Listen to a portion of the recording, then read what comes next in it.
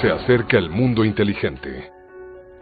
Huawei Enterprise está comprometido a transformar las organizaciones en digitales para crear un mundo inteligente, completamente conectado. Leading New ICT, The Road to Digital Transformation.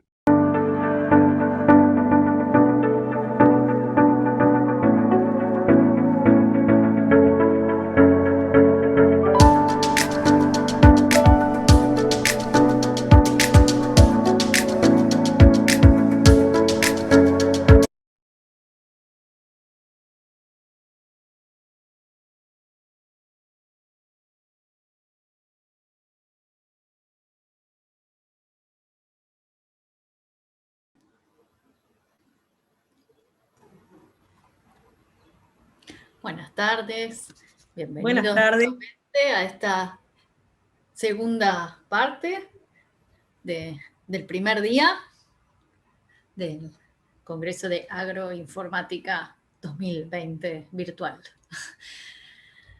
Bueno, arrancamos así, no se nos hace tarde, con la exposición del trabajo por parte de Regina Beatriz Aguilera.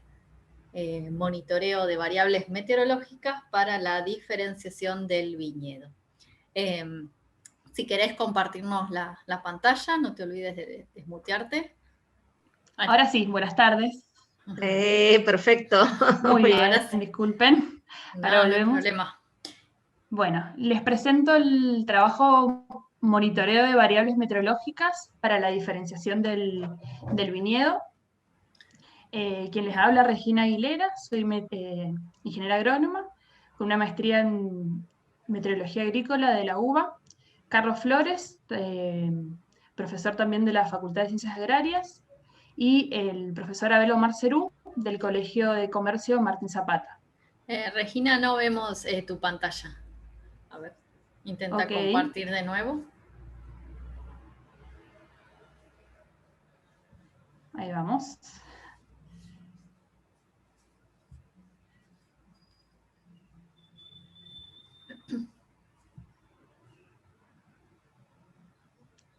Ahora sí, gracias. Perfecto. Bueno, en este trabajo lo que buscamos era poder potenciar la diferenciación del viñedo y la importancia que tiene para nuestra zona. Mendoza, bueno, como muchos sabrán, se encuentra ubicada en el centro-oeste del país. Tenemos un clima árido. Solamente el 3% de nuestro territorio es apto para la agricultura, que son los oasis productivos. Tenemos 3 oasis productivos, oasis norte, centro y sur, en el cual esta agricultura es posible gracias al riego, que básicamente proviene del deshielo de nuestra cordillera de los Andes. ¿Sí? Entonces, bueno, si bien es muy poco el territorio, digamos, en comparación con todo el territorio provincial que tenemos de agricultura, es muy importante ya que es todo base a riego, el riego que tenemos integral. Y esta agricultura, bueno, de tipo intensiva, a diferencia quizás de lo que estamos acostumbrados cuando hablamos de Argentina, además de la pampa húmeda, de los otros trabajos también que han presentado, el manejo tiene que ser, tiende a ser más diferenciado por zonas, mucho más que en la agricultura extensiva, ya que tenemos gran variabilidad en el terreno y esas variabilidades hacen que la fenología de la planta sea diferente y por lo cual cuando, bueno, hablamos de viñedos, a la calidad del vino y básicamente. Para esto entonces pensamos en tener puntos de medición para poder monitorear variables meteorológicas y para poder hacerlo pensamos en la tecnología de hardware libre de Arduino, que bueno, Arduino es una plataforma de hardware y software libre que permite trabajar interdisciplinariamente en trabajos electrónicos, en el que todos podemos aprender y construir. Yo, mi formación de ingeniera agrónoma, jamás me había metido con la electrónica, y bueno, y a poquito, la verdad que hemos podido hacer el código de Arduino bien comentado, algo que todos podemos interactuar y ofrecer mejoras para nuestras necesidades. Por ahí nosotros como agrónomos sabemos qué queremos, a qué queremos medir, que es lo que todos necesitamos. Poder medir, igual que los meteorólogos seguramente, necesitamos bases de datos, es lo más importante, Y bueno, y más en esta zona donde esa variabilidad importa mucho, poder crear nosotros lo que necesitamos nos viene muy bien. Bueno, y muy importante también es el costo que esto tiene, que es mucho más económico que usar algún aparato de medición comercial. ¿Por qué nos importa? Bueno, diferenciar el viñedo, como les decía, básicamente porque bueno, en nuestra zona también se tiende cada vez más a estos vinos de altura, ¿sí? Cada vez más altos, me estoy refiriendo a la altura sobre el nivel del mar, con ciertas características que hacen también de suelo también, y este clima con una amplia amplitud térmica que favorece mucho ciertas propiedades de la uva que después hacen a la calidad del vino, y que eso también se ve en el precio final.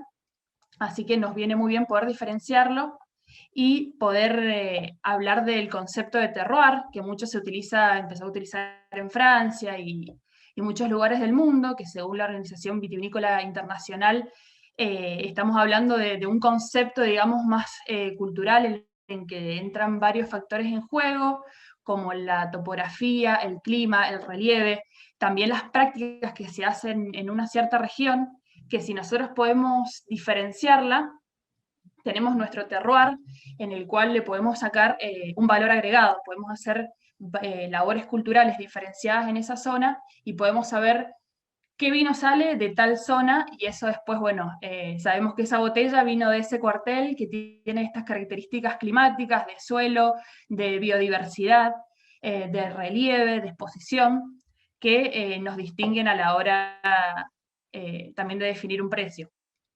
Y para eso, bueno, necesitamos herramientas de monitoreo para que nos ayuden a conocer cuál es esa variabilidad intraparcelaria que tenemos, poder diferenciarla y poder manejar zonas homogéneas, digamos, ¿sí? Para lo cual necesitaríamos zonificar, digamos, ¿sí? Acá tengo un mapita de una zona acá del Valle de Uco, de Mendoza. Esta zona, bueno, ahora se caracteriza también porque en los últimos años ha tenido una gran expansión de viñedos, nuevos viñedos, con riego presurizado y ciertas características que les contaba de amplitud térmica y de suelos que hacen que sean vinos diferenciados. En el cual vamos a colocar dispositivos que ahora les voy a contar en qué consisten. La idea es poder lograr un mapeo y poder decir, bueno, puedo diferenciar este terroir, de acá va a salir este y otro vino, para el cual nos vamos a basar en las tecnologías estas de Arduino, para que nos permitan tener muchos puntos sin tener un costo elevadísimo, y también que podamos programar nosotros qué es lo que queremos medir, cómo lo queremos ver, para que sea útil para el usuario. Entonces, bueno, el objetivo de esto es desarrollar un sistema de monitoreo automático de variables agrometeorológicas para sus viñedos basados en software y hardware libre.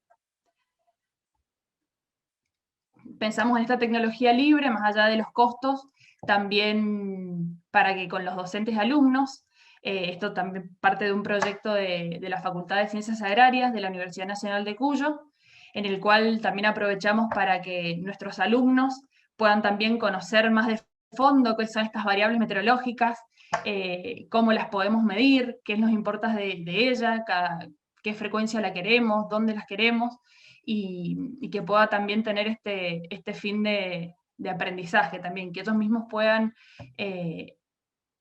elaborar el código, que luego lo puedan bajar y poder hacer estadísticas con las variables meteorológicas. Nos parecía también una buena idea desde la parte educativa que queríamos sumar a la cátedra. En cuanto a los materiales y métodos, los componentes principales que utilizamos es una placa Arduino Nano, que bueno, tiene el microcontrolador Atmega 328P. Pensamos en esta placa Nano, pasamos por varias cosas antes. Bueno, la placa 1, que es la que la mayoría usamos, después, bueno, la Pro Mini, pero no tenía el puerto USB, y bueno, ya hay una complicación más para después poder bajar los datos o subir otro nuevo programa. Y nos quedamos, bueno, finalmente con esta placa, entre costo-beneficio, es la que más nos cerró. Decidimos usar un módulo de expansión que sea compatible para poder ampliar, digamos, la placa y ahí sumar los cables y los sensores que querramos colocar y los módulos que necesitemos.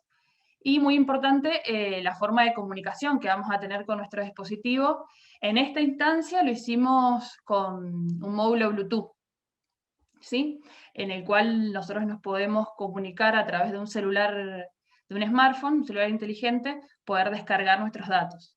La idea, bueno, a futuro es poder pasar a otra tecnología más de Wi-Fi o para poder verlos en red, pero también, bueno, es una realidad que en estas zonas es muy difícil también el tema de internet, así que, bueno, por ahora nos quedamos con esta tecnología, que también, bueno, es lo que nosotros desde nuestra expertise hemos podido crear, ¿sí? Nuestra idea es, bueno, es poder seguir avanzando también y ir mejorando esto, quizás hablar de nodos, de varios módulos comunicados entre sí, y armar una red más compleja, eso lo tenemos a futuro, lo queremos trabajar. ¿Qué vamos a medir? Temperatura del aire y humedad del aire a partir del sensor DHT11, ya les voy a hablar un poquito de eso. La temperatura del suelo a 2 profundidades, que usamos sensores de DS18B20, y nivel de luz con una fotorresistencia, una LDR. El sensor DS18B20 es ese que ven acá, chiquitito, que en realidad viene en una sonda, que viene encapsulado una cápsula de acero inoxidable. Son esos sensores, que luego en campo lo que hicimos también para cuidar un poco el cable de la humedad o cualquier, quizás un implemento que pueda pasar entre el viñedo, es enterrarlos con tubo de luz a cierta altura y dejar después luego el sensor expuesto como para cuidarlo un poco. El almacenamiento de los datos, utilizamos una tarjeta o sea, un módulo SD, con una micro SD en realidad, con una tarjeta micro SD para poder ahí tener el archivo histórico. Y bueno, un módulo Bluetooth, como les contaba, para poder, mediante el botón reset, poder bajar los datos, llamarlo. Utilizamos una librería low power para bajar este consumo. Veíamos que se gastaba muchísimo, digamos, el tipo de alimentación que utilizáramos, principalmente por el módulo Bluetooth, así que, bueno, con una librería low power que está disponible en Arduino, lo que hace básicamente es ponerlo en modo sleep, dormirlo hasta que lo llamemos. Y con eso, bueno, hemos logrado bajar bastante el consumo de energía, cuidarlo, digamos. Lo programamos para medir cada 15 minutos, es un buen tiempo, digamos, para poder después trabajar con la estadística que necesitábamos. En cuanto a la autonomía, bueno, utilizamos las pilas 18650, que son de 3,5 volt aproximadamente, 2 de estas. Y bueno, acá les comentaba la librería Low Power para poder optimizar. El sensor DHT11, después les voy a decir, presentamos pero lo cambiamos por el DHT22 porque vimos que tenía otras ventajas, como el tema del rango de temperatura. Este mide, el que les presento, de 0 a 50 y el otro desde menos 40. Y en realidad en nuestra zona, y más hablando del Valle de Uco, es muy común, y más en esta época, tener temperaturas bajo cero, así que decidimos cambiarlo. Pero bueno, eso lo fuimos conociendo en el camino. Igual que el rango de humedad, este es de 20% a 90%. Mendoza, bueno, reconoce, tiene una humedad muy baja, y en días de sonda estamos hablando de cercana al 0%, así que tampoco este sensor de humedad nos venía muy bien. Así que bueno, decidimos cambiarlo por el DHT22, que tiene la carcasita blanca, pero es básicamente el mismo. Acá, bueno, les presentaba, este es muy bueno, tiene una respuesta lineal perfecta este sensor, y bueno, cada uno viene con un código único, calibrado de fábrica, rango de temperatura de menos 55 a 125. Bueno, y acá está básicamente todo lo que utilizamos, el Arduino Nano, los módulos y los sensores que utilizamos en este proyecto. Acá les mostraba un poco cuál es el código, digamos un pedacito en el IDE de Arduino, que está súper comentado para que cualquiera de nosotros que quiera ver lo pueda seguir fácilmente, así que lo hemos comentado muchísimo. Y bueno, como se ve abajo, casi que utilizamos toda la memoria que teníamos del Arduino de la placa Nano. Bueno, hicimos el diseño, el prototipo, todos con cables tipo DuPont.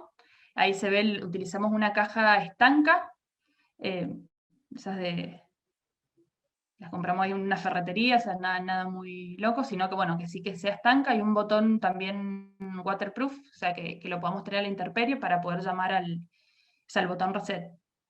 Y esa, bueno, es una de las puestas a campo, donde pusimos sensores a diferentes alturas. Ahí justo, mira, apurándonos con la cuarentena y todo, llegamos, ahí no sé, las plantas son muy pequeñas, este venido es muy nuevo, y estaban a punto de brotar, así que bueno, hemos llegado para tener todo el ciclo fenológico del cultivo.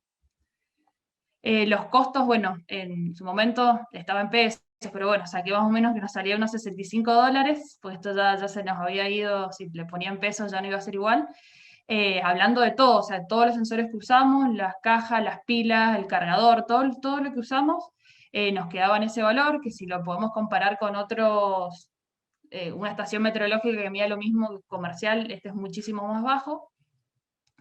Y bueno, como resultado obtuvimos este prototipo, que ahí está la caja, los sensores. Utilizamos un abrigo meteorológico de los homologados, digamos. Después hicimos otro que les mostré con otros que conseguimos nosotros más tipo plástico, que también nos venía muy bien para poder hacer de varios.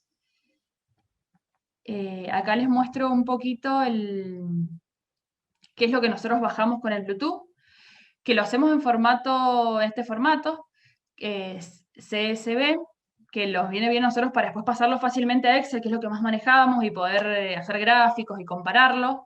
Le mostraba este también porque acá nos apareció un error, diríamos, del -127, que es un valor que por ahí el sensor nos larga, el DS18B20. Yo largo esto porque quizás que me hagan preguntas a mí, yo le hago a ustedes, que quizás hay muchos más informáticos y que sepan de Arduino. Por ahí no suele pasar eso. Si nos pasa muy seguido, yo voy al campo, le ajusto la bornera y se soluciona. Así que, pero a veces pasa así, en un segundo tira ese valor, que es algo que tenemos que mejorar. ¿Qué más? Bueno, la idea es, ahora hemos puesto 3 puntos de medición, que es lo que llegamos a hacer para poder llegar bien a esta temporada con todas las dificultades que tuvimos. Y vamos a hacer una validación de los aparatos en sí en la UTN, y bueno, se nos truncó por el tema de la pandemia. Igualmente los hemos comparado entre ellos, bien todos iguales, la respuesta que tienen lineal entre ellos es buenísima. Y también en el lugar hay una estación meteorológica, bueno, un IMETOS, que también la tenemos en el mismo lugar con uno de nuestros sensores para poder compararla. Entonces hemos avanzado en búsqueda de información, hemos hecho talleres para que los chicos y los que no estamos en el tema de electrónica nos podamos adentrar y ver cuáles son nuestras necesidades y poder llevarlas a un código y hacer nuestro prototipo. Y bueno, hemos llegado a poner algunos a campo, como le comentaba. Seguiremos recolectando los datos para poder analizarlos, hacer una validación de los mismos a campo. Después, bueno, cuando nos habiliten vamos como al revés, pero bueno, hemos ido avanzando por lo menos. Y poder delimitar nuestras zonas, que es lo que nos interesa, para después decir, bueno, este vino salió de este lugar, y es una herramienta que van a poder usar otros productores, otras empresas, para que lo puedan reproducir. Y nos va a dar, bueno, oportunidades de mejora continua. En el camino hemos mejorado muchísimas cosas, y lo bueno de esto es que, bueno, es abierto y podemos trabajar interdisciplinariamente de acuerdo a nuestras necesidades. Así como voy con el tiempo. Bueno, muchas gracias. Ahí les dejo mi contacto, el correo de la facultad. Muy bien. Gracias, Regina. Bueno. No, a ver si tenemos alguna pregunta.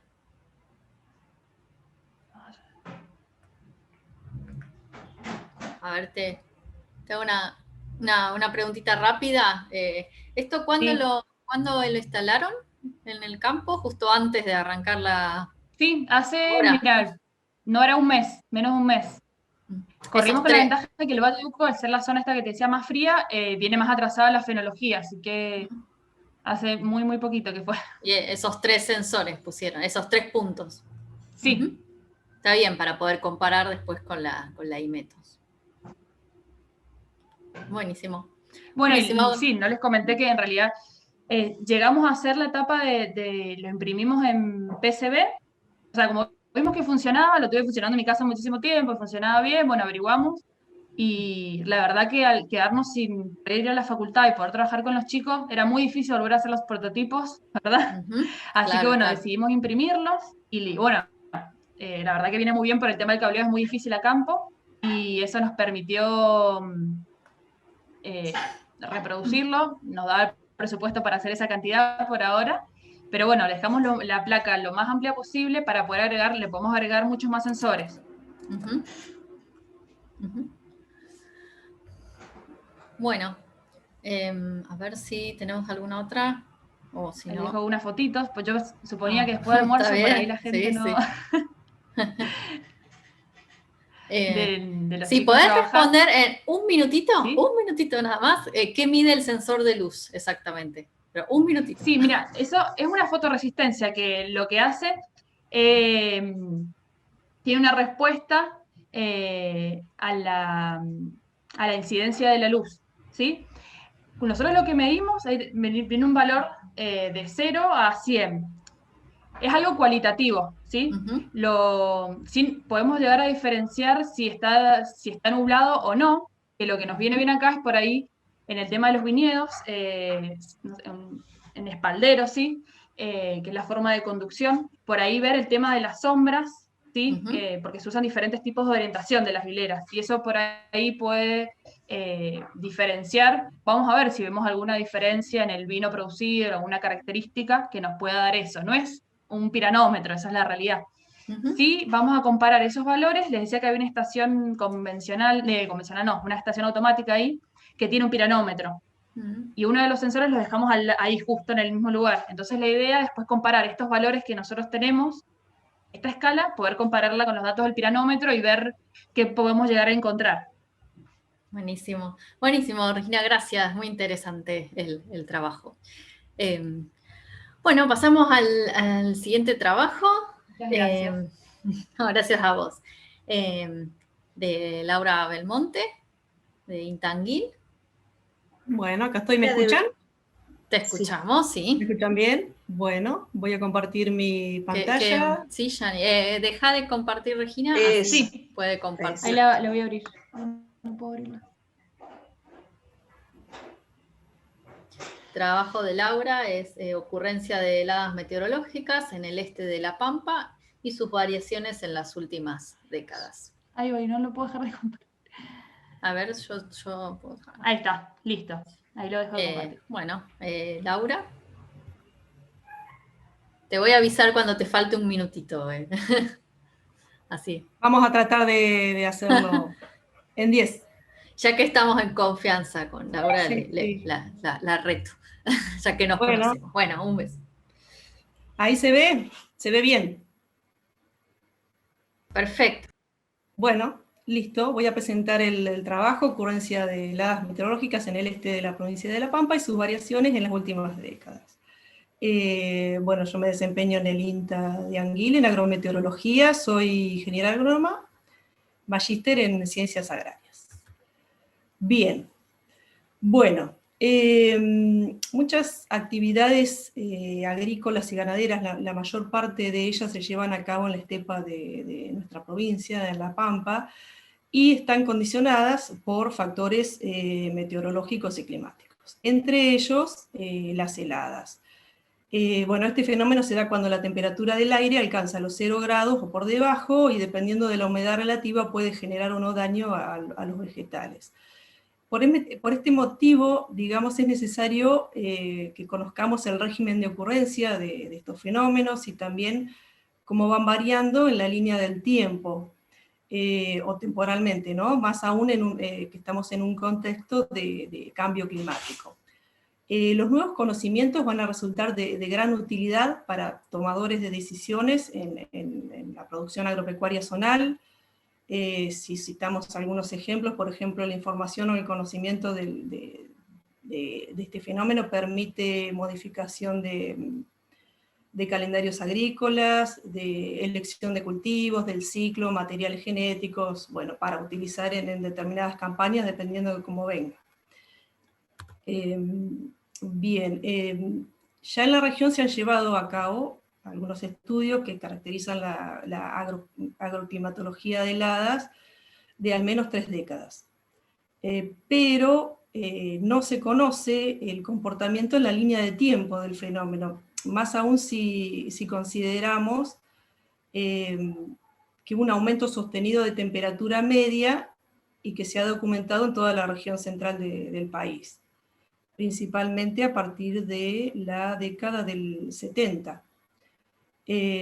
Bueno, el objetivo del trabajo fue estudiar la tendencia de la cantidad de días con heladas en el año durante las últimas 6 décadas y las modificaciones del periodo anual medio de las heladas en esa región, en la estepa de la provincia de La Pampa. Bien, bueno, se usaron datos provenientes de 2 observatorios meteorológicos, uno ubicado en la experimental de Anguil, del INTA, y el otro ubicado en la localidad de General Pico, propiedad del Servicio Meteorológico Nacional. Las 2 estaciones cuentan con instrumental homologado, siguiendo normas impuestas por la Organización Meteorológica Mundial. Los registros diarios de temperatura mínima son obtenidos en abrigo meteorológico a 1,50 m de altura, y el periodo de registros fue entre 1961 y 2019, ahí dice, en la localidad de Anguil, y desde el 61 hasta el 2018 en General Pico. Bien, en este trabajo se utilizó el módulo RClimDex, que proporciona una interfase, digamos, amigable para calcular índices de extremos climáticos. Calcula todos los índices básicos recomendados por el equipo de expertos de monitoreo y detección de índices de cambio climático de la Organización Meteorológica Mundial. ClimDex es un programa que se basa en Excel, que proporciona un paquete para el cálculo de índices extremos, para monitorear y detectar cambio climático, ¿no? Y fue desarrollado por la agencia NOAA estadounidense. Y utiliza R como plataforma porque es de libre acceso, pero al mismo tiempo es un software muy robusto, ¿no es cierto? Y muy potente para poder graficar y hacer análisis estadísticos. Para el trabajo se calculó el índice FD0 o Frost Days, definido como el número de días en un año cuando la temperatura mínima diaria es igual o menor a 0 grados. Bueno, respecto de los índices de extremos climáticos, para usarlos para estudios de monitoreo y detección de cambio climático requiere que sean homogéneos, o sea, homogeneizados, y RClimDex incluye un procedimiento bastante simple de control de calidad de datos que fue proporcionado por ClimDex. Pero se requiere igual que los datos tengan un control de calidad antes de que los índices sean calculados.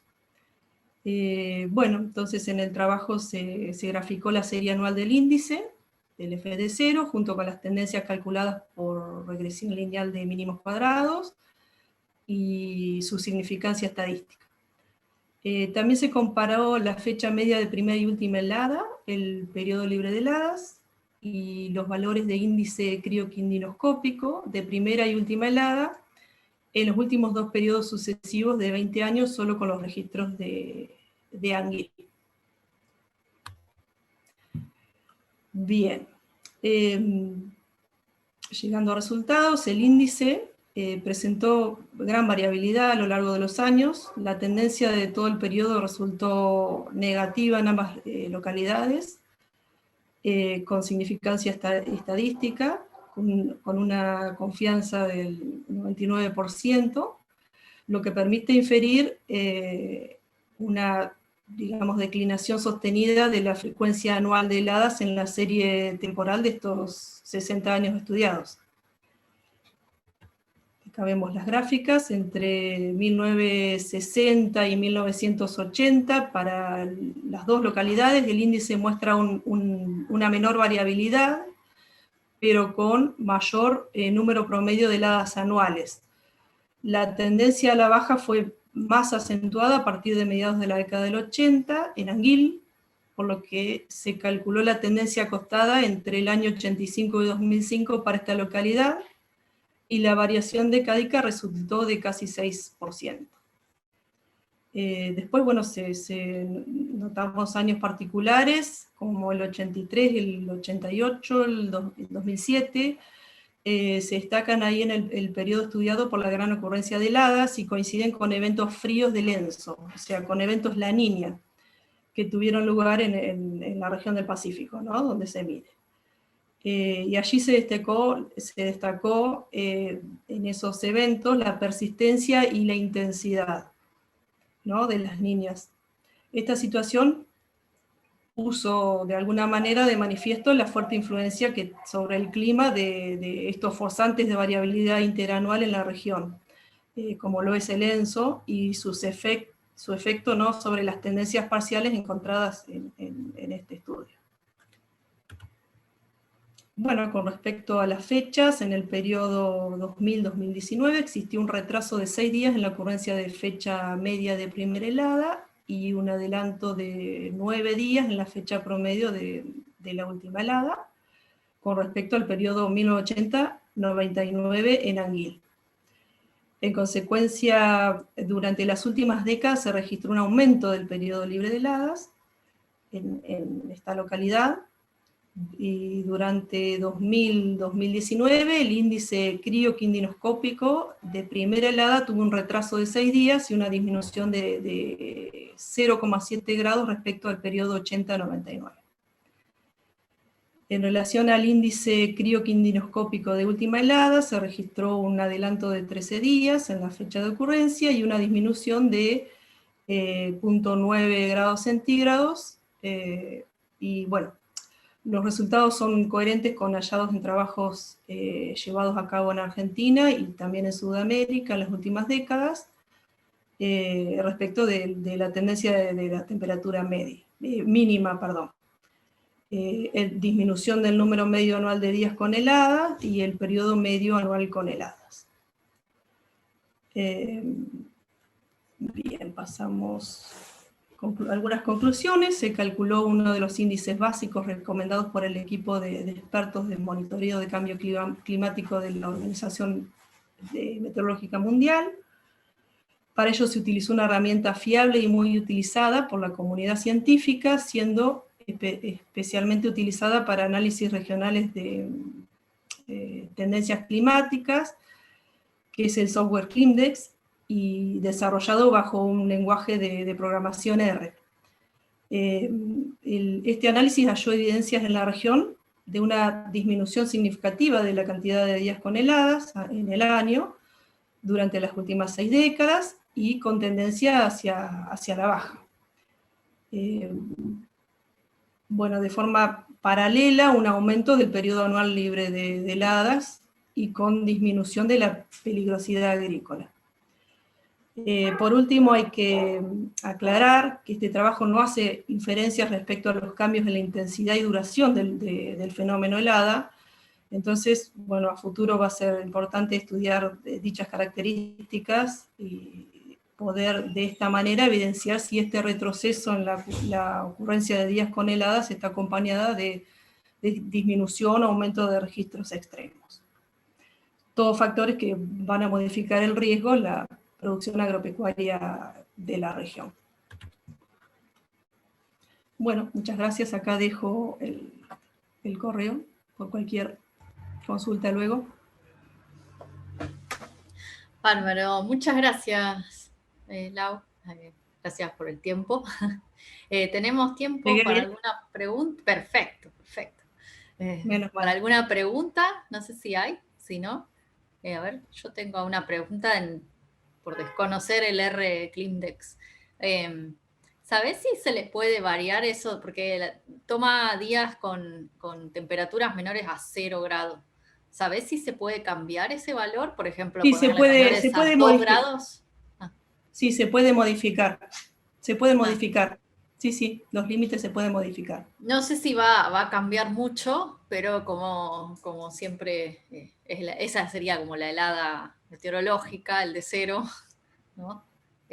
Capaz que... No, igual no creo que cambie mucho, ¿no? Pero capaz que varía un poco la cantidad de días Claro, se pueden poner los límites algunos limitantes que el usuario decida hacer para las variables. Está bien, está bien. Y tenemos una pregunta en YouTube. La voy a leer porque es muy larga para, para copiarla. Raúl nos pregunta, dice, si no entendí mal, hay una tendencia a que suba la temperatura media y la temperatura mínima y por eso hay menos heladas. ¿Ven una tendencia también con la temperatura máxima?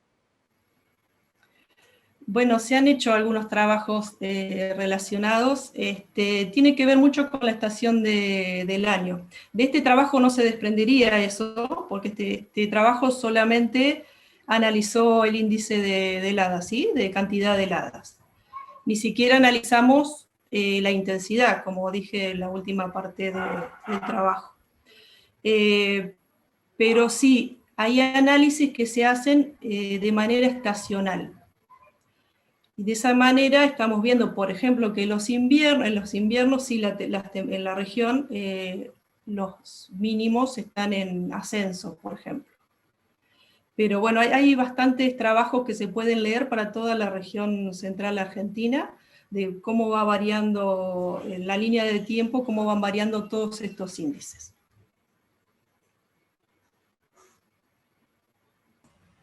Muy bien. No hay más preguntas, ¿no es cierto? No. Bueno, bárbaro. Muchas gracias, Lau. Bueno, chicas, suerte. Bueno, Ya pasamos a Natalia Gattinoni, del Instituto de Clima y Agua, de INTA. Nos va a mostrar automatización de reportes agrometeorológicos semanales. Así que, si querés compartir, Natalia. Bueno, ¿se me escucha bien? Sí, perfecto. Sí, ahí está, perfecto. Entonces se me escucha bien, se me ve bien. Ahora voy a probar de compartir mi pantalla. A ver. Ahí se ve. Perfecto, sí, sí. Genial, buenísimo. Bueno, muy bien. Aquí comienzo. Bueno, muchas gracias por la participación, por poder estar acá en el Congreso. Bueno, yo soy Natalia Gattinoni, soy licenciada en Ciencias de la Atmósfera y pertenezco al Instituto de Clima y Agua de INTA. Y justamente, como decía Romina, mi trabajo se titula Automatización de reportes agrometeorológicos semanales. ¿Cuál fue la motivación para llevar a cabo este trabajo y justamente también presentarlo acá en el CAI? Es primero que sabemos que disponer de información agrometeorológica es de suma importancia en el ámbito agropecuario, justamente y principalmente en el momento de tomar decisiones. Es fundamental contar con información de la evolución o el seguimiento de las variables meteorológicas, por ejemplo, a lo largo de una campaña, así como también no solo de las condiciones que pasaron, sino también las condiciones de pronóstico, y estar disponible, que toda esta información esté disponible en tiempo y forma para los tomadores de decisiones. Desde 2009 puse un año por poner, principalmente yo entré a trabajar ahí en el instituto del 2008 más o menos, pero desde ese año más o menos el área de agrometeorología del instituto elabora informes mensuales y semanales con esta estructura en la cual estos informes presentan de manera detallada las condiciones agrometeorológicas a lo largo de nuestro país a partir de información disponible de la red oficial del Servicio Meteorológico Nacional y de INTA, y a esta información se presenta en forma de mapas con la evolución de las distintas variables, en forma de tablas, y a todo esto se le suma también los pronósticos, ¿no? Este es un trabajo que seguramente en muchas instituciones se realiza de manera rutinaria y sistemática. Estas son dos palabras claves. ¿Por qué? Porque generalmente nosotros semanalmente, especialmente o generalmente todos los lunes, realizamos estos informes. También hay informes que se realizan ante condiciones particulares, pero que tienen la misma rutina, trabajos rutinarios y sistemáticos. Esto es clave para llevar a cabo lo que tuve en cuenta para llevar a cabo mi trabajo. Por lo tanto, el objetivo aquí que les traigo es mostrar un primer avance en la automatización de una de las etapas involucradas en este reporte. Esta iniciativa que, bueno, la encaro yo sola, pero que luego la voy a hacer extensa porque siempre es importante el trabajo en equipo y poder llegar finalmente al informe final, pero resultaba interesante compartirles cómo lo he trabajado. Bueno, les cuento un poquito acá lo que es el proceso actual de la elaboración de nuestros informes. Y me voy a meter en el detrás de escena, lo que no se ve cuando uno ve el producto final, que es un PDF. Tenemos, como cualquier informe, cualquier elaboración de informe, 3 etapas. Una etapa en la cual vamos a ver la lectura de los datos, vamos a juntar esos datos bases. Otra etapa central donde vamos a hablar de lo que es elaboración de la información, el procesamiento, los cálculos, el análisis. Y finalmente el reporte, la información que va a ser volcada en un documento. ¿Qué es lo que nosotros realizamos actualmente? Por un lado es la consulta a una base de datos perteneciente al Servicio Meteorológico y a INTA, como dije en un principio. Lo que consultamos son las variables de precipitación y temperatura diaria. Una vez que tenemos estos datos, procedemos a la segunda parte, que es el cálculo de variables derivadas, como por ejemplo la precipitación acumulada semanal. Podría ser la temperatura media de la semana también, del mes también. Todo esto lo estamos realizando en el programa o el lenguaje Fortran, como uno de los primeros lenguajes más, digamos, más viejitos para el análisis de las ciencias, ¿no?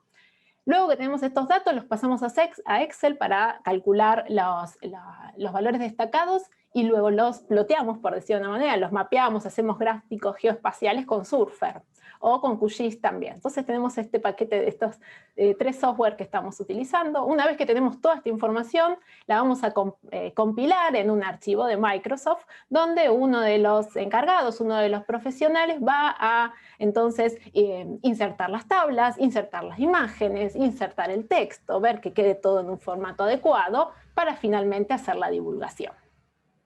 Estos son los 3 pasos. Entonces, ahí cuando yo miro y analizo, vamos a pensar estos 3 gráficos, digo, en estos 3 pasos, digo, ¿qué herramienta? Ahí tiene que haber alguna herramienta que me pueda facilitar las cuestiones, porque esto principalmente requiere de una cierta rutina y sistematización todos los lunes. Así que recurro a R, al software R, por ser una herramienta libre, gratuita, que permite, también es una herramienta potente para trabajar con datos, que se puede aplicar en cualquier sistema operativo y que incluso nosotros en la institución contamos con las capacidades para poder realizarlos.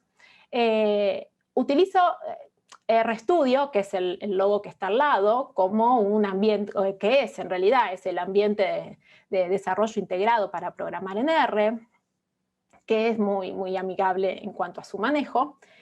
Y estos dos, lo interesante es que, digamos, especialmente con RStudio, hago la lectura de los datos, hacemos los cálculos, hacemos el análisis y hacemos los gráficos.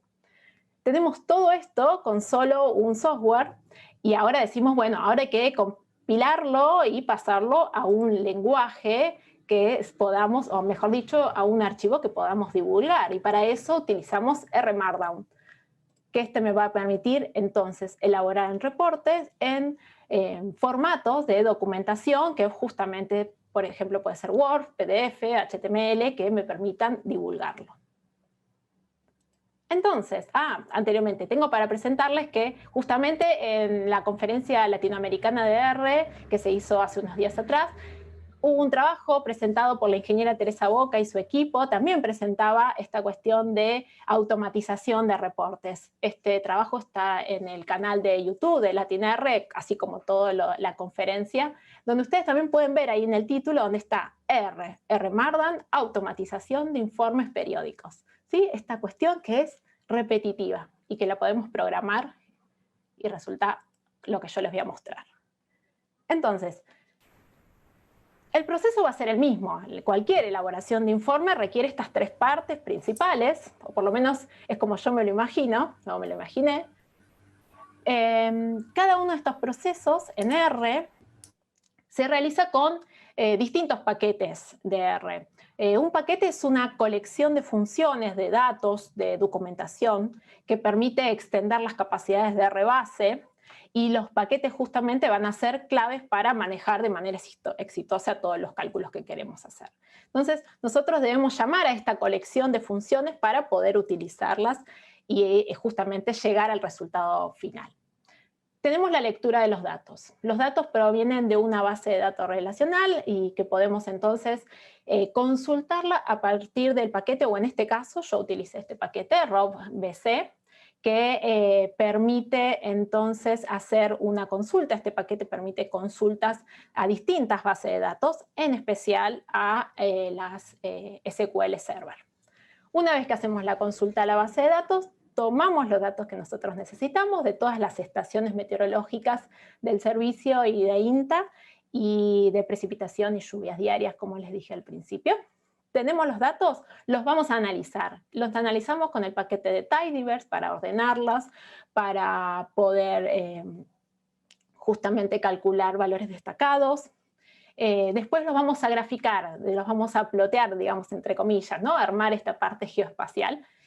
Usamos el paquete ggplot, que en realidad ggplot está metido adentro de Tidyverse, pero lo destaco porque tanto ggplot como METR son dos paquetes que podemos utilizar para lo que es el ploteo de los datos.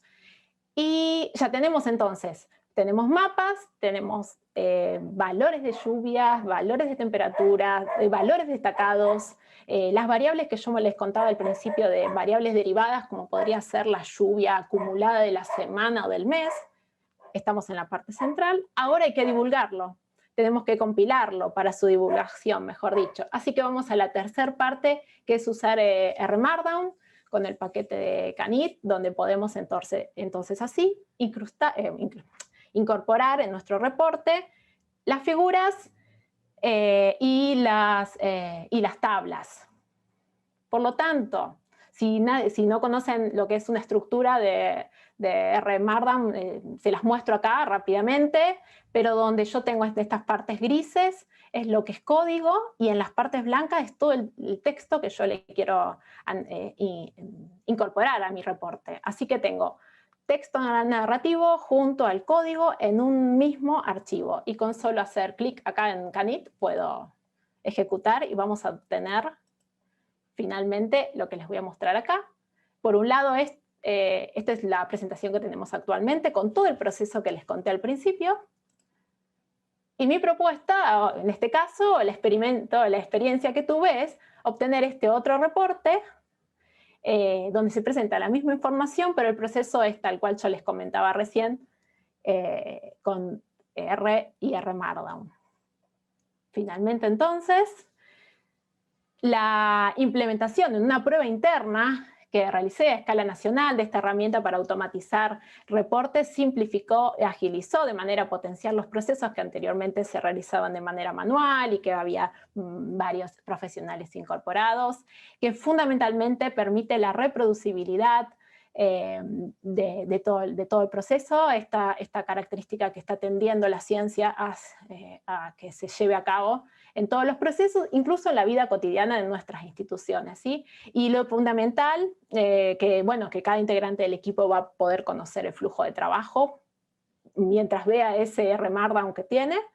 Vamos a ser más eficientes en el uso del tiempo de los profesionales, porque ahora vamos a tener, y me estoy yendo un minuto, vamos a poder destinar nuestro tiempo al análisis y a darle valor agregado a la información. Y bueno, eso es fundamental, se va a automatizar todos los procesos y bueno, más que nada eso es lo detallado, lo que me gustó poder mostrarles y transferir y animarlos a poder utilizar esta herramienta. Así que bueno, les agradezco a todos por la atención y a los que me animaron y a las que me animaron a poder presentarlos aquí. Bueno, muchas gracias, Natalia, todo muy claro lo que explicaste.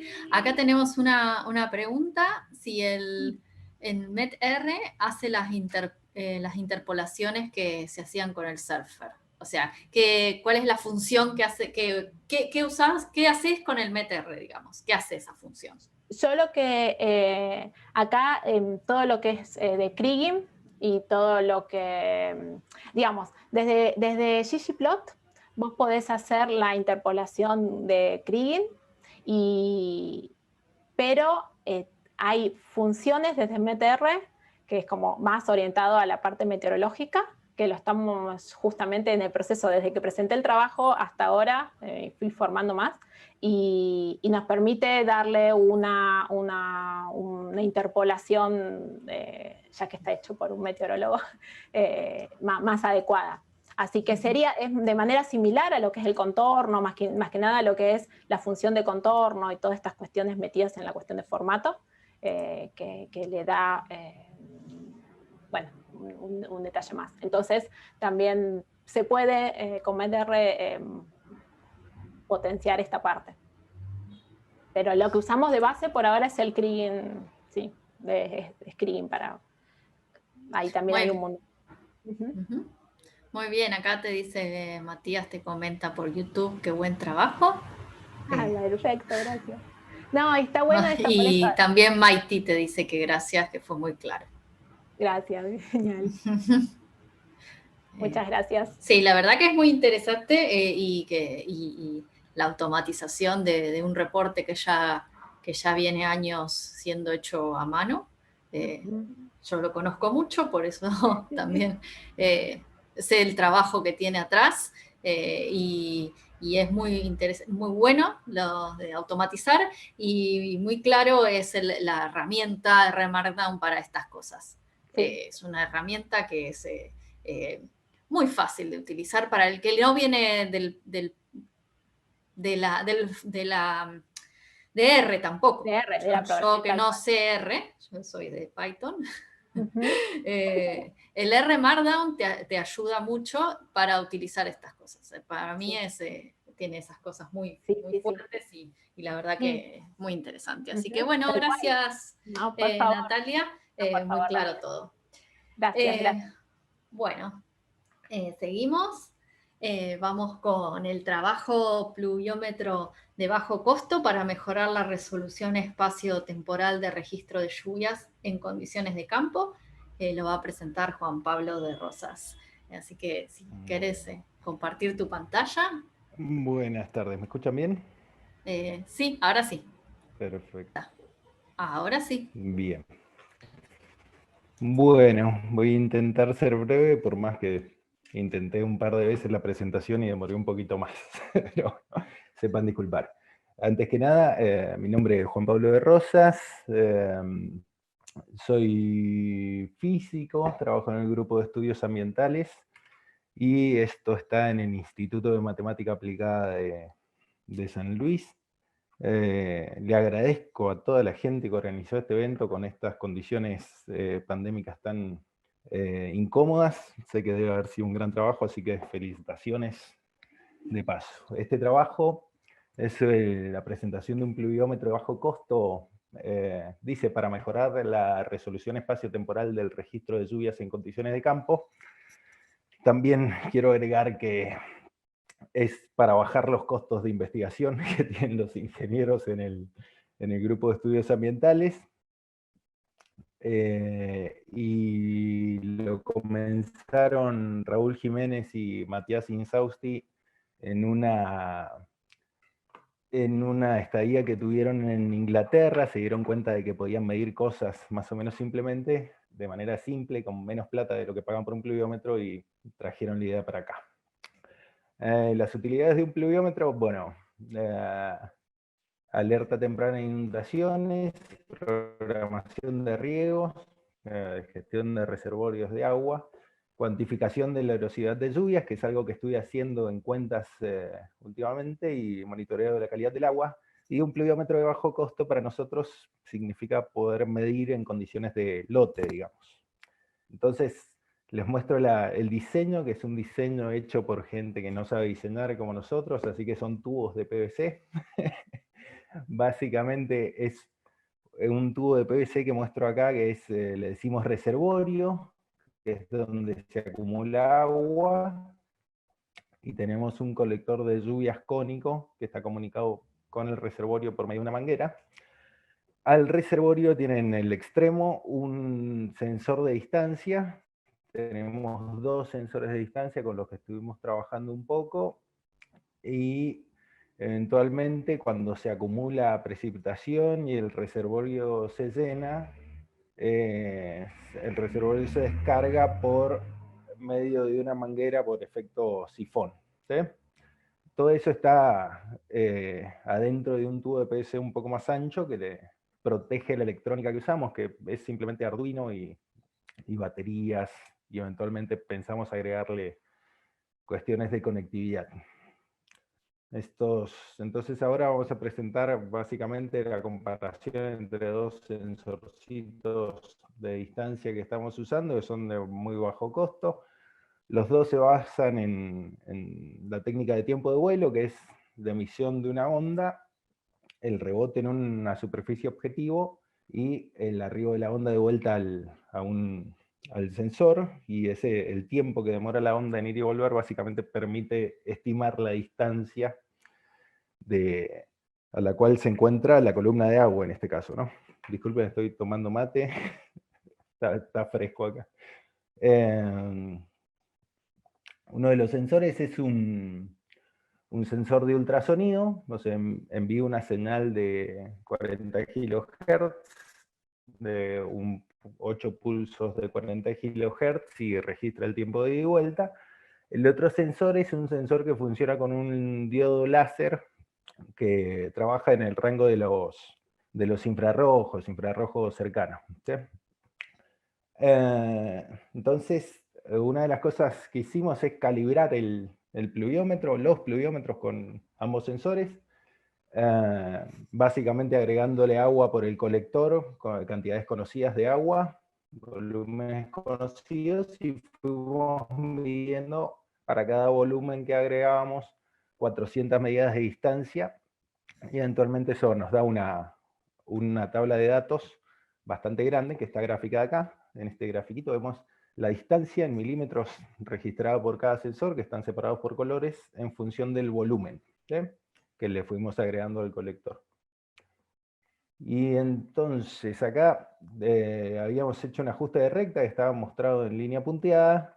Terminamos decidiéndonos por un polinomio de grado 5 que describía un poco mejor las colitas de las medidas, o sea, los valores extremos en volumen. Y con esto, básicamente lo que buscábamos era ver cuán bien medía cada uno de los sensores. Acá se muestran los residuos, que son cada valor de distancia restado del modelito ajustado, del modelito del polinomio en este caso. Y lo que veíamos era que el sensor más barato, que es el de ultrasonido, mide un poco mejor, si se fijan. Tiene dispersiones alrededor del modelo de ajuste que van más o menos en 3 milímetros, ¿sí? Poquito menos. Y el sensor de infrarrojos nos tiraba unos 7 milímetros. Entonces eso obviamente se traduce, si damos vueltas a estas funciones para determinar volumen, se traduce en incertezas en el volumen. Pero nosotros podemos elegir un radio del colector, o sea, haciendo el colector de lluvias más grande o más chico, podemos elegir la precisión en la determinación de la lámina de lluvia que queremos, ¿sí? Y entonces terminamos decidiéndonos por poner una incerteza en la precipitación de 0,5 milímetros, lo cual nos daba radios de colectores distintos. Es un poquito más grande para el de infrarrojo, que nos quedó un radio de 12,5 centímetros, ¿sí? Y el de ultrasonido, un radio un poquito más chiquito de 10,7 centímetros. Esto lo hacemos, si ustedes se imaginan, este es un trabajo por ahora muy casero, con gente que no sabe hacer diseño 3D ni nada. Entonces son conos, embudos cortados a distintos radios. Bien. Entonces, determinar eso, el radio de los colectores nos da capacidades del reservorio, digamos, 76,5 milímetros en lluvia, ¿no?, en lámina de lluvia. Para el ultrasonido tenemos 76,5 milímetros, y para el infrarrojo nos da 29 milímetros, lo cual es una capacidad bastante chica. Entonces siempre nos pusimos a pensar en en la cuestión de cómo era la descarga por el efecto sifón, o sea, una vez lleno el reservorio, cómo se descargaba, y también nos pusimos a pensar en qué efectos tenía eso en una situación de precipitación, en un evento de precipitación grande, como los que está viendo, los que hubo este fin de semana acá. Por suerte, después de varios meses tuvimos una lluvia consistente. No lo pude poner al pluviómetro en el patio de casa, pero ahora ya lo voy a hacer. Entonces les decía que nuestra pregunta es si se pierden datos en un evento de precipitación cuando el reservorio se descarga, ¿sí? Entonces necesitábamos alguna idea de cuáles eran las intensidades de lluvia y cuál era el caudal de ingreso de agua en el reservorio y cuál es el caudal y cómo es el caudal de egreso. Entonces lo primero que hicimos es tomar un registro de 10 años de un lugar de San Luis, que es el Durazno, que está en las sierras, que es el lugar que más precipitaciones tiene acá, y tiene un registro muy consistente, tenemos acceso. Tomamos los 4 eventos que tenían mayor intensidad de lluvia en esos 10 años, y los modelamos con un decrecimiento exponencial, que es un modelito bastante simple que encontramos en una publicación de gente de matemática. Por ahí es un modelo simple, pero era solo para tener alguna idea de cómo llegábamos a algunos caudales de ingreso. Y después, ahí vemos en el gráfico, básicamente una gráfica semilog, que muestra los caudales de precipitación que entran al pluviómetro. O sea, esto está calculado con el colector, y está en unas unidades rarísimas, que es milímetros de precipitación por segundo, en función del tiempo, para los 4 mayores eventos, y sacamos los valores de las ordenadas al origen, que es según nuestro modelito, es la máxima intensidad concebible en estos 4 eventos de máxima intensidad que conseguimos en 10 años. Entonces eso nos servía como de la peor condición posible para pensar nuestros caudales de descarga del reservorio. Y acá lo que hicimos fue medir la descarga del reservorio con los sensores, ¿sí? Esto está en láminas, directamente es milímetros acumulados adentro del reservorio. En función del tiempo, vemos que el reservorio para el prototipo que armamos con el láser infrarrojo se descarga en unos 40 segundos, y con el sensor de ultrasonido, que es un reservorio un poco más grande, se descarga en 120 segundos. ¿Sí? Calculamos los caudales, que son las líneas estas que se ven acá. Estos puntitos me arrepiento de haberlos puesto, pero son la aproximación a la derivada con el primer orden, era solo para mostrar resultados. Pero bueno, las líneas sólidas son básicamente modelitos de interpolación cúbica que funcionan mejor que la aproximación a la derivada del primer orden, así que les confío más. Lo que vemos acá es que más o menos hay el infrarrojo, el prototipo armado con infrarrojo, descarga con caudales que van desde 1.1 milímetros a 0.3 milímetros al final de la descarga por segundo, y después el ultrasonido va empieza más o menos en 0.8 milímetros y llega cerca de 0.3 milímetros por segundo, ¿sí? Y lo importante de esto es que las mayores intensidades que nos ingresarían al pluviómetro están como un orden de magnitud abajo de estos valores de caudal de descarga de los pluviómetros, ¿sí? Entonces, así muy rápido, ya me pasé el tiempo, manera de conclusión, las calibraciones a nosotros nos gustaron, nos parecen que van a servir para determinar bien los volúmenes. Está bueno que sea posible regular la incerteza en que queremos en las medidas de precipitación por medio de los colectores. Y el sensor de ultrasonido es superior en cuanto a la precisión, eso está bueno porque también es el más barato, así que estamos contentos. Y con respecto a la descarga, nada, los tiempos de descarga están bien, no nos van a meter mucho ruido en las medidas. Y también estamos muy contentos con los caudales de descarga por el hecho de que son mucho mayores que lo que podría ingresar por precipitación al pluviómetro. El diseño escogido nos da ciertas libertades para elegir algunas características que nos podrían gustar en diferentes situaciones de medir precipitaciones. Y ahora estamos por comenzar la etapa de prueba a campo, lo cual nos va a poner a testear nuestro pluviómetro casero contra uno comercial, y nos va a permitir evaluar la robustez tanto del diseño como de la electrónica que tenga, y nos va a dar indicios también para limpiar datos con lo que estamos haciendo, con lo que tenemos ahora, digamos, que son medidas de laboratorio, que no tenemos idea de cómo van a salir los datos. Bueno, les agradezco, disculpen los minutos que me pasé, y este trabajo lo financiamos con fondo de un PICT, que es el 2018-01-21-3. Muchas gracias. Gracias a vos, Juan Pablo, muy claro. No sé si hay algunas preguntas. Creo que a ver. Esto, claro, cuando pongan a campo este es un prototipo, ¿no? Ahí sí. van a tener todas van a poder observar todas los inconvenientes que hay con los pluviómetros, ¿no? Que miden, pero si hay mucho viento, la pérdida de lluvia por viento,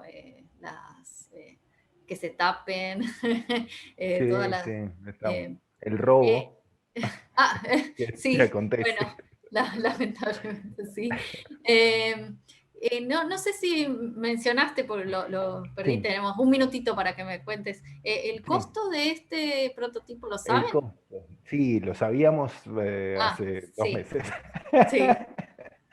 Mira, no me fijé los valores hoy, pero la última vez que miré precios, los sensores, que son lo más caro, estaban más o menos en 600 pesos el de ultrasonido y algo así como 1000 pesos el de IR, el de láser. De todas formas funciona en principio mejor el de ultrasonido, así que vamos a ver. Van a ir los dos al cabo. Armar todo nos costó, ponerle lo que ahora serían 2.000 pesos. Más o un poco menos, 1.800. Y tuvimos, gastos extra. Bueno. La idea es armar varios y poder testearlos. Acá en la provincia hay distribuidas unas 80 estaciones que son Davis, son mejores. O sea, mejores, son profesionales, digamos. Sí, de la red de San Luis, sí, la conozco. Eso, le vamos a poner algunas, le vamos a poner el pluviómetro al lado si nos dejan. Y la idea también es incorporar sensores porque está siendo un problema. Las estaciones Davis son caras y no nos podemos pelear todos por pocas estaciones, ni tampoco podemos sacar proyectos que nos sirvan para comprar una estación o media. Sí, no, tal cual. O comprar una estación y después que uno no la pueda mantener. También. Así que también. Me parece muy bueno. Bueno, muchas gracias. No, ustedes. Juan Pablo. Entonces, bueno, ahora seguimos con el trabajo de Marcos Benedicto, evaluación de algoritmos de probabilidad de granizo con radar meteorológicos adaptados a la región pampeana. Así que, buenas tardes, Marcos, si querés compartir. Buenas tardes, ¿qué tal, cómo van? ¿Qué tal, Romina, cómo estás? Bien, también te vamos a tener con el horario. Bueno, fantástico, me parece perfecto. Bueno. Bueno, vamos a cerrar esto. Ahí está.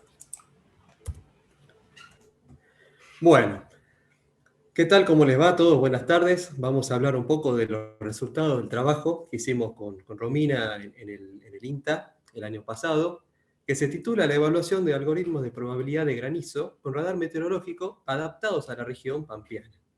Los autores somos Romina Messer, del Instituto de Clima y Agua, y yo, Marcos Benedicto, que soy un becario doctoral de el CONICET de Yanigla, de la sede de Mendoza. Entonces, ¿cuál es la motivación que nos llevó a hacer este trabajo? Nosotros sabemos, es bien sabido, que los daños que genera el granizo, tanto en las ciudades como en los campos, cuestan enormes pérdidas económicas a los productores de las distintas zonas rurales. Entonces surge la necesidad natural de poder implementar distintos métodos de alerta, desarrollar que estimen cómo tiene que ser la probabilidad de que una determinada celda o tormenta convectiva pueda llegar a precipitar granizo, que ese granizo llegue a superficie. Entonces, para eso, nosotros usamos los radares que tiene la red del INTA, que son el radar de Pergamino y el radar de Paraná, son dos radares de banda C, ubicados en la figura que le estoy adjuntando. Entonces, lo principal que hicimos al principio fue tomar todas las tormentas, los sistemas convectivos, que están dentro del dominio de estos dos radares, a lo largo del año, de entre el 2014 y el 2018. Entonces, sabiendo la reflectividad estimada para cada una de las celdas convectivas que ocurrieron en estas zonas, hicimos para cada uno de los radares series temporales. Series temporales de los valores máximos que alcanzan de reflectividad esas celdas convectivas, y también los valores medios, es decir, tomando toda la celda convectiva en su conjunto, tomando cuál es la media que tienen cada una. ¿Para qué se hizo eso? Si nosotros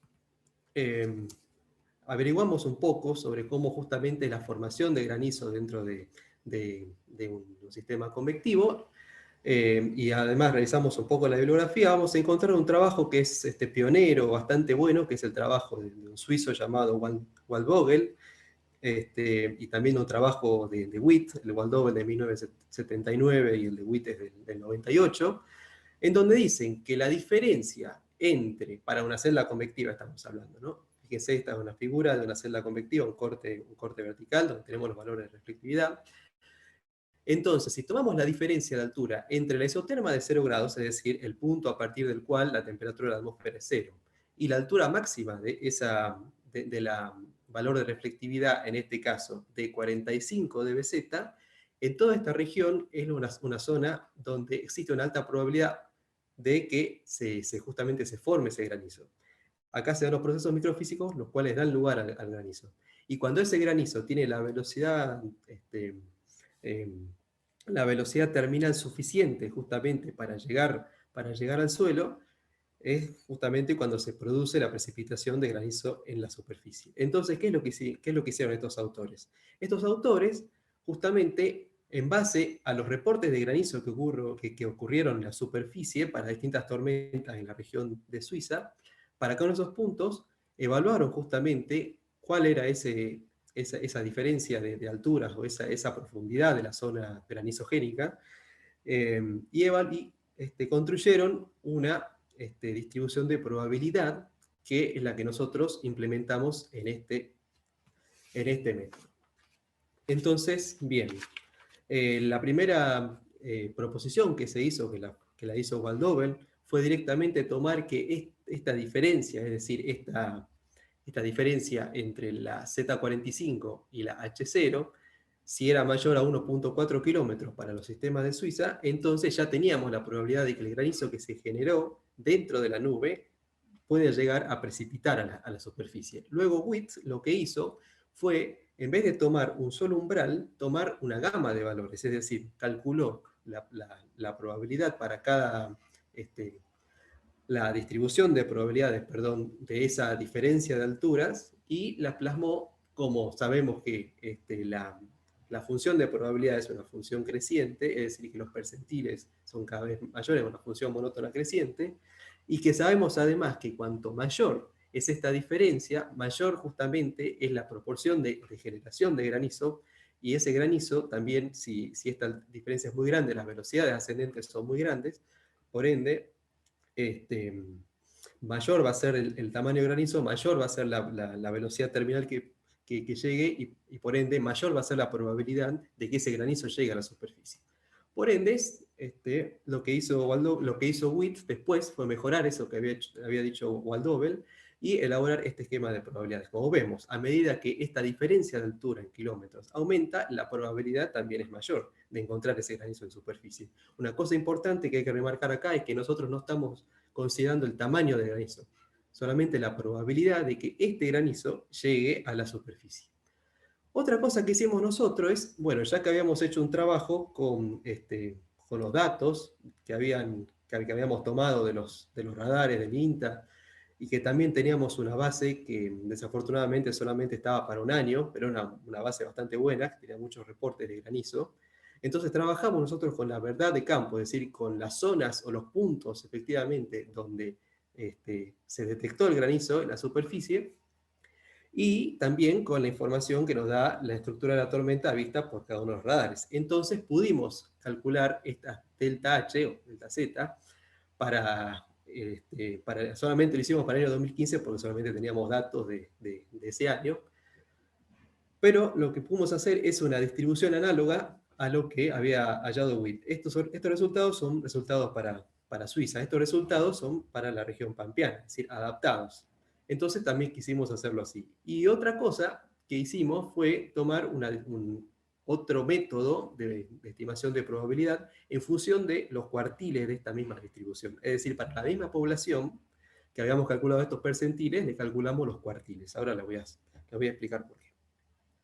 Bueno, una vez que tuvimos estos nuevos esquemas de probabilidad, estos nuevos métodos de probabilidad, y que tenemos justamente esta probabilidad de Witt 1998, que estos datos vienen de Suiza, los implementamos en algunos ejemplos. En el trabajo hay 2 ejemplos. Ahora, por una cuestión de tiempo, solamente les voy a mostrar uno. Este campo de acá, como ustedes ven, es una situación que ocurrió de una tormenta bastante intensa en la zona del sur de Entre Ríos y el centro sur, un poco más al sudeste de Santa Fe. Como vemos, este es un campo acumulado, es decir, para varias horas se compuso el campo, es decir, se lo integró, entonces acá vemos la evolución de las tormentas a lo largo del tiempo. Estos campos fueron integrados aproximadamente de las 3 de la tarde hasta las 6 de la tarde, entonces acá se ve el paso del tiempo cada aproximadamente 15 minutos, que es el tiempo de medición del sensor. Acá lo que vemos son 3 celdas bastante importantes que tienen asociadas valores de reflectividad bastante altos, que tienen un desplazamiento hacia el noreste, y sobre las cuales nosotros aplicamos esta metodología. Como vemos, esta es la primera, esta es la POH de Witt.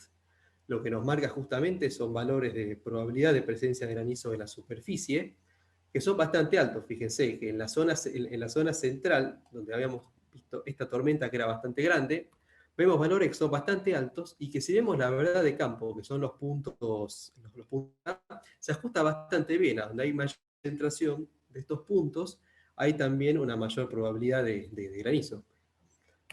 Si vamos al otro método que propusimos nosotros, con los percentiles de nuestra distribución para nuestra zona, vemos que también aparecen valores altos, aunque estos no son demasiado altos, pero también están bastante representados en las zonas. Si vemos ahora nuestro otro método, que es el método de los cuartiles, fíjense cómo esta zona, la definición que tiene esta escala es menor.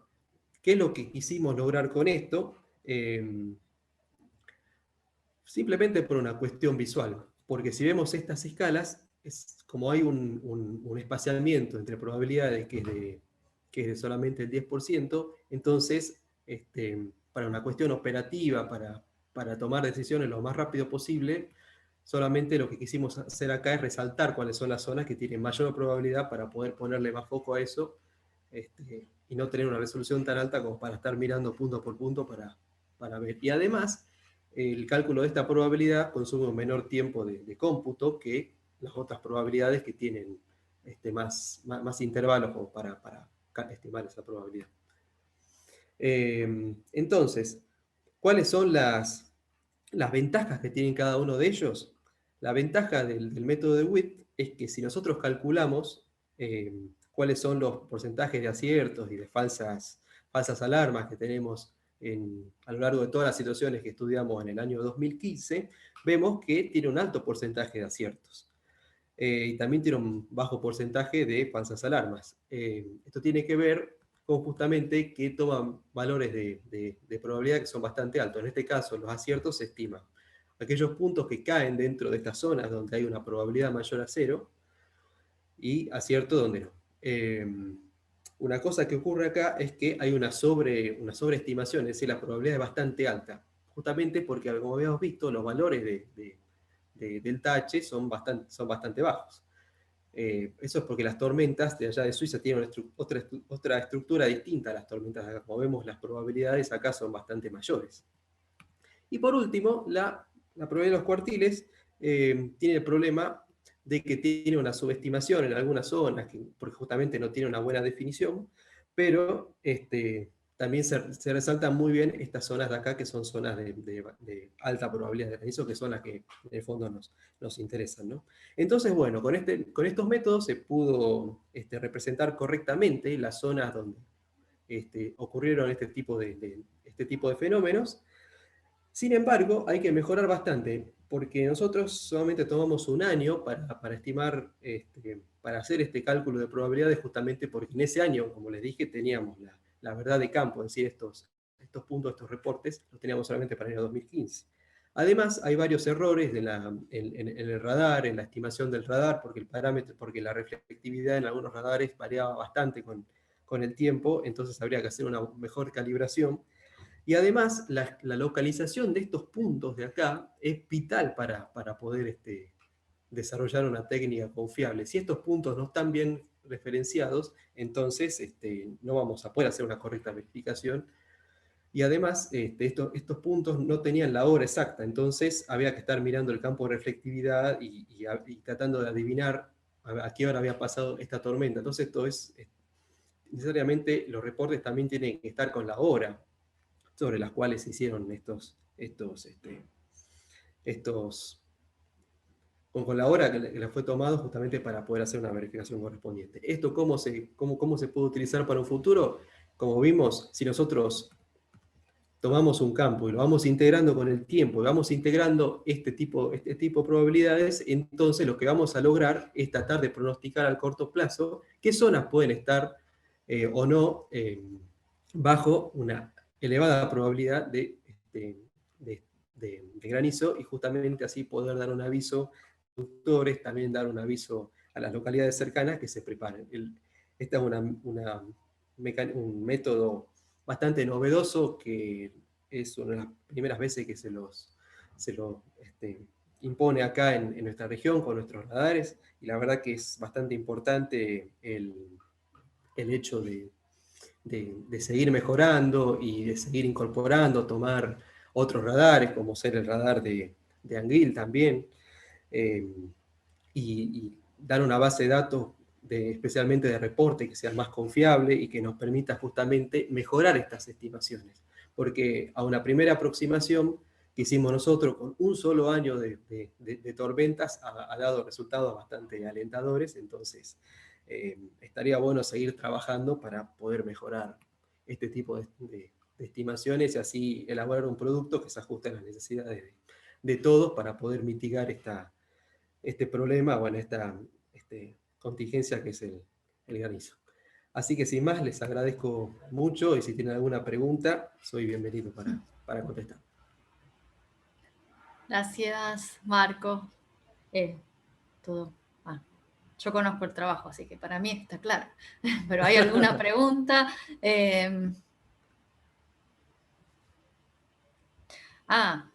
Sí. Acá te preguntan si el código de los algoritmos está disponible. Efectivamente, el código está en GitHub, creo que el repositorio de radares del INTA, que Sí, ¿no? está a cargo de Romy, sí. Ahí en el trabajo está el link, además, a donde pueden acceder al código, que está, yo sé de paso que está en Python, que ahí lo pueden ver, y como es un GitHub interactivo, lo pueden ver, correr ustedes, así que esta es la idea. Esto es algo que recién empieza y tiene bastante potencial, entonces está bueno jugar con todo esto, ¿no? A ver si tenemos alguna otra pregunta. Te dicen que es muy buena la charla, todo muy claro. Muchas gracias. Bueno, si no hay más preguntas, gracias Marcos por la presentación. Bueno, gracias a ustedes. Buenas tardes. Y ahora tenemos el trabajo de Esteban Gesto y otros, avances en el desarrollo de un sistema de monitoreo y control de un módulo de producción de cultivos hidropónicos para regiones de latitudes elevadas. Así que, Esteban, gracias por estar acá y podés compartir tu pantalla. ¿Qué tal? Buenas tardes. Perfecto.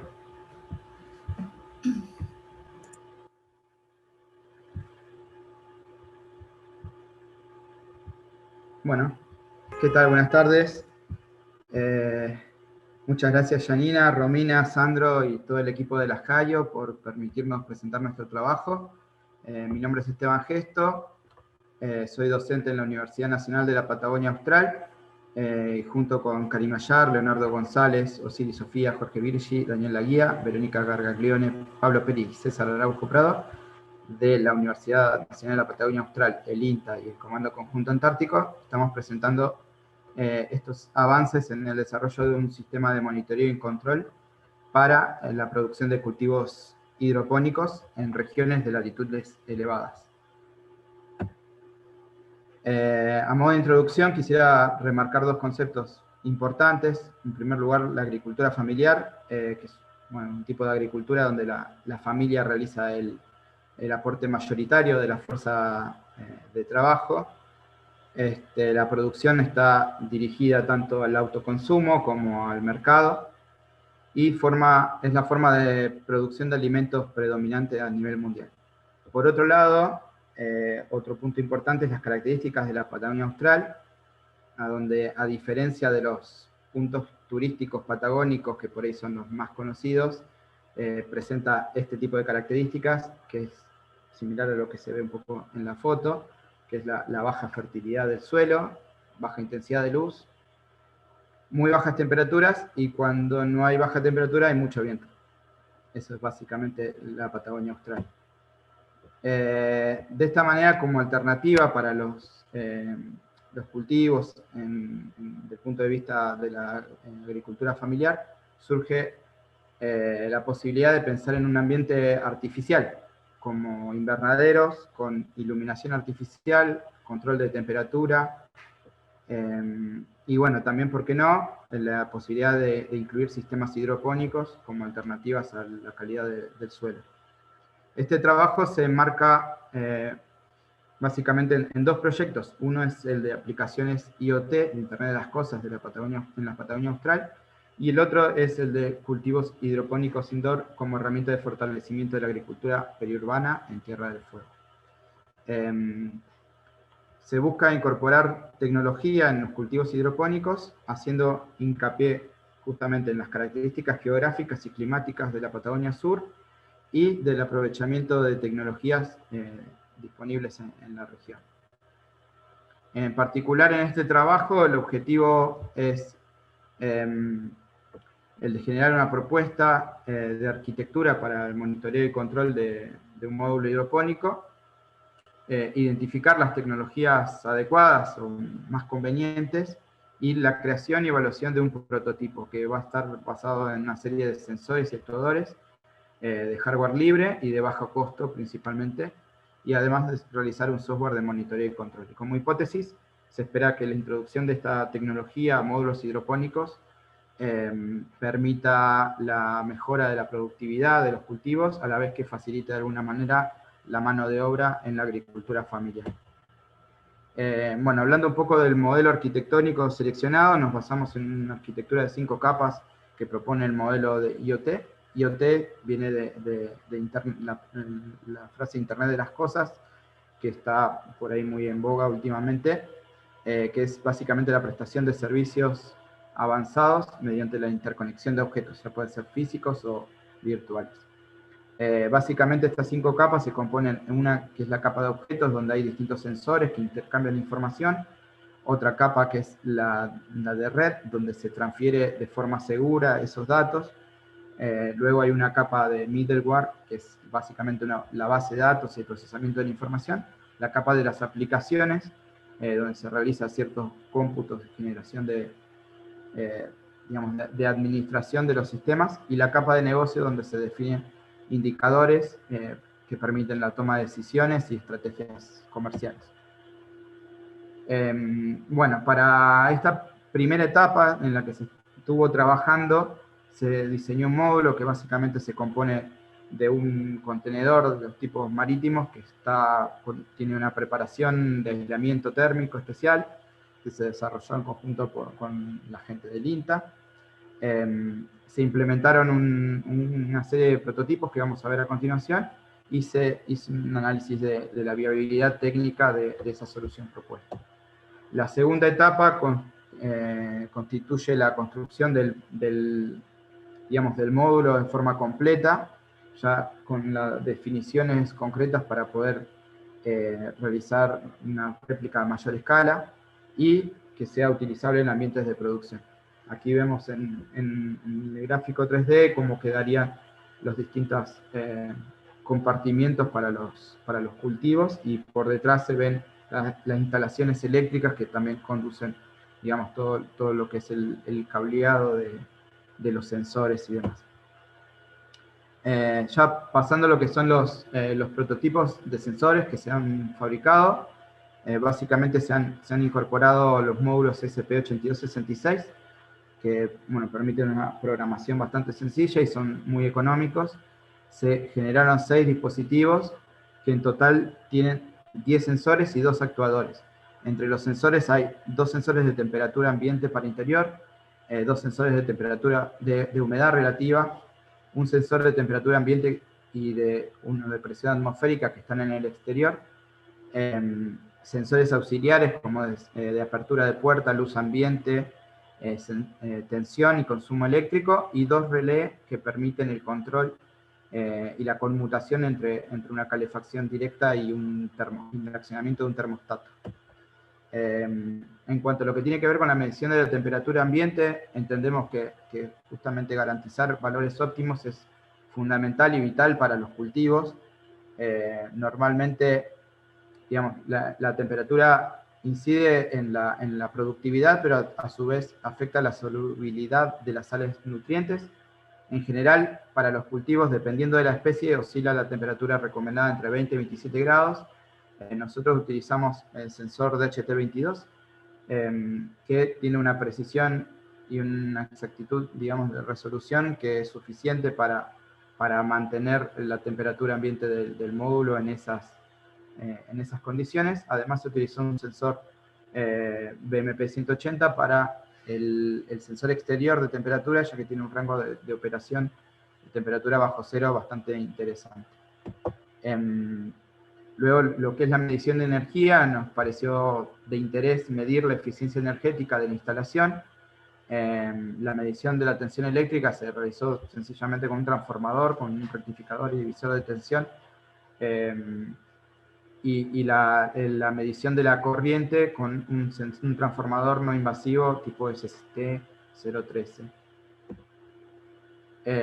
Bueno, los actuadores, como decía anteriormente, digamos, lo que van a permitir es controlar el encendido de distintos dispositivos eléctricos, como los calefactores, bombas, ventiladores, luces PAR.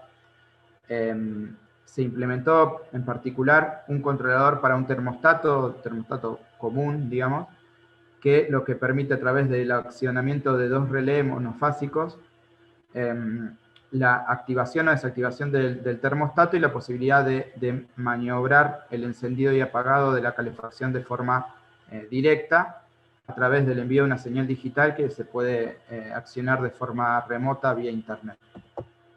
También se desarrolló un panel de monitoreo en una versión preliminar que permite ver todas las variables y sus valores históricos. En cuanto también a los nodos, a los distintos dispositivos que se realizaron, se puede ver el último contacto que se tuvo con el mismo y se pueden accionar los relés. Y bueno, dentro de las experiencias que se han obtenido, podemos comentar de que los sensores han estado en funcionamiento por más de 15 meses. Nos ha permitido tomar algunos resultados preliminares. En principio, se prevé incorporar las lámparas de crecimiento, serán lámparas de sodio de 400 watts. Esto incidirá obviamente en la temperatura del módulo. Pero bueno, en los ensayos preliminares se han obtenido diferencias de hasta 7 grados en los niveles de las bandejas. Esto es por el tipo de aislamiento que se realizó en la parte del piso. Entonces se prevé incorporar ventiladores para generar una circulación de aire adecuada y permitir una temperatura homogénea en todo el recinto. Luego, bueno, como trabajo futuro se prevé también la implementación de un gateway a fin de poder tomar decisiones dentro de la misma red sin tener que recurrir a internet, decisiones de forma automática. Y se está trabajando en la fabricación de los sensores específicos para el cultivo, como es de medición de temperatura del agua, conductividad, pH, etc. Así también el control de todas las bombas dosificadoras, el encendido de las luces, los ventiladores y la calefacción. Todo esto permitirá generar modelos computacionales que optimicen el proceso, que de alguna manera generen alertas y acciones automáticas en función de distintas decisiones que se vayan tomando. Y bueno, como conclusiones, digamos, lo que podemos plantear es que se pudo validar que la utilización de estos dispositivos de bajo costo puede ser eficiente para, digamos, en relación del costo-beneficio para la implementación en la agricultura familiar. Como decía, los sensores están en funcionamiento hace más de 15 meses y se recibieron más de 4 millones y medio de mensajes vía el módulo de internet. Bueno, muchas gracias, espero haber estado en el tiempo. Sí, sí, perfecto el tiempo, Esteban, gracias. ¿Alguna pregunta? Esteban, a ver, esperamos un poquito. Sí, claro. En YouTube que llegan, a veces llega tarde, porque el streaming.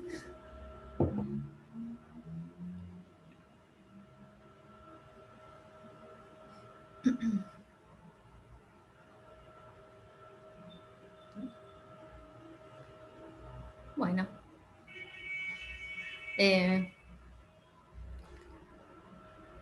Buen trabajo, te dicen por el momento. Bueno, muchísimas Que gracias. fuiste muy claro, Esteban, muchas gracias. Y cualquier cosa después pasa a YouTube por si dejan algún comentario extra. Perfecto. Bueno, agradecemos a todos, gracias. Agradecemos a todos los presentadores de esta parte. Los esperamos nuevamente. Ahora hacemos un corte de media hora hasta las 3:30, donde vamos a tener una nueva tanda de trabajos, más que nada de imágenes y software. Así que los esperamos para la última parte del día de hoy. Ahí tenemos ¿sí? Llegó una pregunta. Llegó una pregunta. Iba a llegar una pregunta. Que dice, para la visualización de los datos, ¿necesita internet? Sí, la propuesta, digamos, lo que se hizo para lo que es las pruebas, se envían por internet a una nube pública y de ahí se toman los datos para lo que es el monitoreo, digamos, en una plataforma web. Eventualmente se podría tener de manejo local, pero la idea, digamos, de la propuesta es que justamente se envíe la información por internet a una base de datos y luego se pueda monitorear a través de una plataforma. Bien, y la otra pregunta es, ¿cuál es la superficie más óptima? Así dice la pregunta. Perdón, si me repetís de nuevo, no te escuché bien. Sí, dice, ¿cuál es la superficie más óptima? Ah, bien. Bueno, ahí imagino que será por el tema del control de la temperatura. Dependerá de cuántas luces de cultivo haya en lo particular. Digamos, mi trabajo está más relacionado con la parte de sistemas que la del cultivo. Pero en sí lo importante es poder no tener una pérdida importante de la temperatura y que le pueda llegar la luz adecuada a la planta.